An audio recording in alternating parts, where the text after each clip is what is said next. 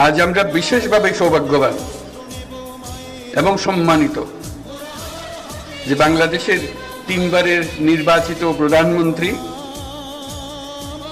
বীর মুক্তিযোদ্ধা শহীদ রাষ্ট্রপতি জিয়াউর রহমানের স্ত্রী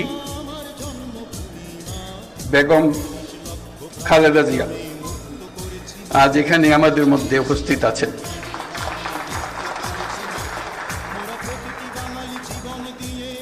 এক যুগ ধরে তিনি এই মহাসম্মেলনীতে অংশগ্রহণ করার সুযোগ পান নাই, আজকে সুযোগ পেয়েছেন। আমরা সবাই আনন্দিত এবং গর্বিত যে আমরা এই সুযোগ দিতে পেরেছি আপনাকে। শারীরিক অসুস্থতা সত্ত্বেও এই বিশেষ দিবসে সবার সঙ্গে শরীক হওয়ার জন্য আপনাকে আবারও ধন্যবাদ।